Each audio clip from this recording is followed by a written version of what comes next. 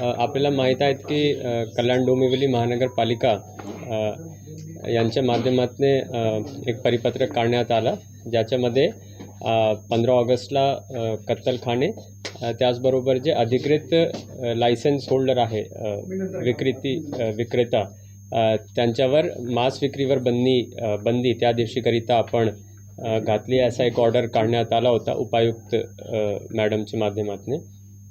तर त्याबद्दल आपल्याला मी माहिती देऊ इच्छितो की आपले राज्य शासनाच्या माध्यमातून आणि आपला जे महानगरपालिका अधिनियम आहे त्याच्या अंतर्गत असे प्रकारचे निर्णय जर स्थानिक पातळीवर स्थानिक स्वराज्य संस्थेला योग्य वाटत असेल तर तसे निर्णय घेता येऊ शकेल।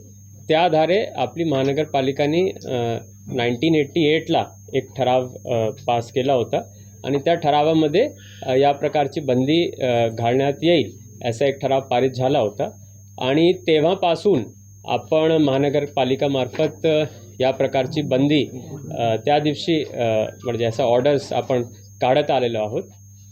सर्वप्रथम एक स्पष्टीकरण हे देऊ इच्छितो की नव्याने कल्याण डोंबिवली महानगरपालिकेने असं कुठलाही नव्याने असा काही निर्णय नाही घेतलेला आहे। हे वर्षानुवर्ष निर्णय हे घेण्यात आलेला आहे आणि त्याच पद्धतीने एक रूटीनप्रमाणे यावर्षी पण हे निर्णय काढण्यात आला।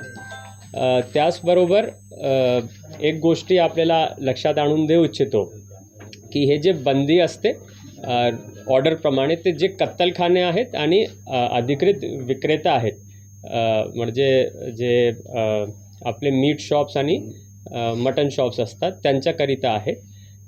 कन्झम्पशनवर याच्यामध्ये कुठल्याही प्रकारची बंदी राहत नाही। काही माध्यमातून असा एक गैरसमज होत आहेत की आपण त्याला म्हणजे कन्झ्युम करू शकत नाही, तर तसा नाही आहे। कन्झम्पशनला कुठल्याही प्रकारची बंदी आपण करत नाही आहे आणि या प्रकारच्या ऑर्डर्स उपायुक्त स्तरावरून दरवर्षी काढण्यात येतात आणि त्याच धर्तीवर यावर्षी पण काढण्यात आलेला आहे।